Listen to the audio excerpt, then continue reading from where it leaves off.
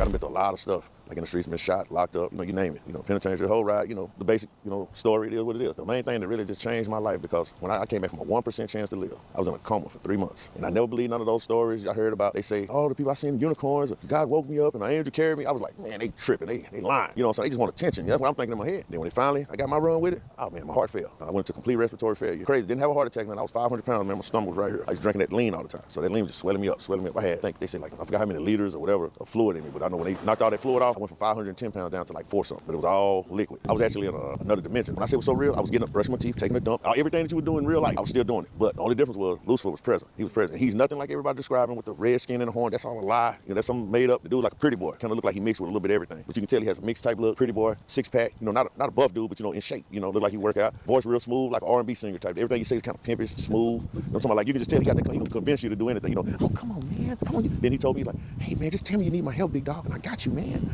Yeah. And then when he pulled up in a black Bentley, suit made out of diamonds, shoes made out of diamonds.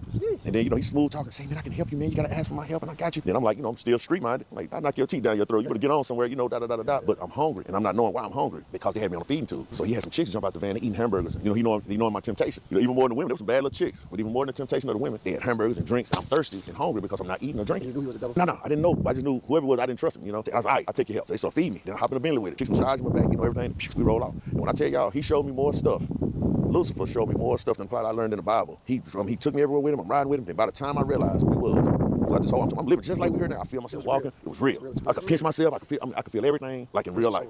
And man, I never forget. When I finally realized, I'm like, whoa, this dude's the devil. But by the time I realized, he was offering me, he had a mansion full of number of women, every kind of woman you could think of, every kind of car, motorcycle, anything you could think of, he had it. But see, that's why I found out too, he's the bearer of the gifts. He's over the gifts. That's why he was able to, he didn't have no real power.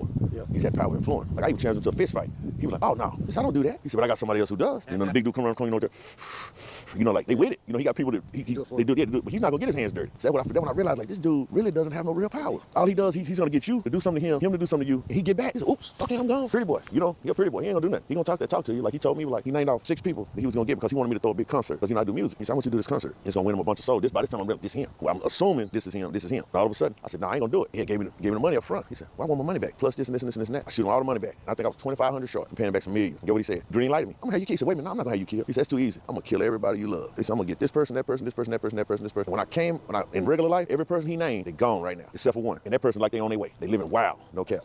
When one of the chaplains, they say, come read him his last rites, he's not gonna make it through the night. The chaplain grabbed my hand, he started praying. And then all of a sudden, my mom, I was out of it. This was my mom and my other brother, and then they told me, he snatched his hand back, bam, bam, bam, fell all over the chairs and stuff. He said, I can't read his last rites. He said, that man, he got work to do. He said, God is not through writing chapters for this man. He said, I refuse to read his last rites. The people begged him because they were like, his vitals, my thing was like almost flatline. They had to hit me with I call them the jumper cables, but I had to hit him with them 3 times to bring me back to life. And when I tell you this too, I was so out of it.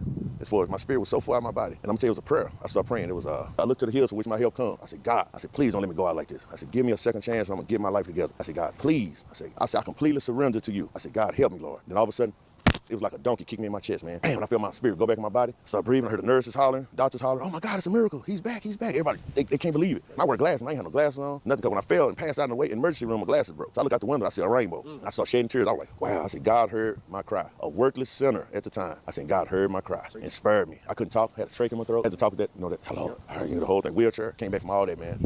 Couldn't walk, couldn't talk, couldn't eat, couldn't drink. God is good. I'm gonna tell y'all, if y'all need living proof that it's a God, I'm the reason. I'm living proof right now that it's a God, man. Believe that. Doctor was like 6'10", man. Big, tall doctor, man. Like Gomer Powell, no disrespect to him. Gomer Powell looking dude. I mean, when I finally was getting conscious and doing a little therapy, trying to get together, he was standing in my doorway. He was like this right here, looking at me. And he said, sir, can I give you a hug? I said, yeah, man, you can give me a hug. He gave me a hug. Then he said, you are a warrior. He said, I don't know what purpose God has for you in your life, but you better get into your calling. He said, your big old butt had one finger dangling out of a grave. And by the graces of God, I was able to grab you by your fingertip and pull your big old butt up out that grave and give you a second chance, man. He said, you better live your destiny, man. You better fulfill your prophecy that God has you here to do. He started crying. He started shedding tears, man. And doctors don't show a lot of emotion. That doctor shed tears. And then how about even to this day, I went back looking for that same doctor. Nobody can find him. He's not even on the record. So I was like, I'm gonna find this man. I'm gonna give him a Rolex or something, man. I said, I'm gonna bless his game. Have not been able to find that doctor. Everybody remember him. The nurses, they were like, yeah, I remember that guy. I said, they said, I don't know where he is. We can't find him. After interviewing this brother and hearing his powerful testimony,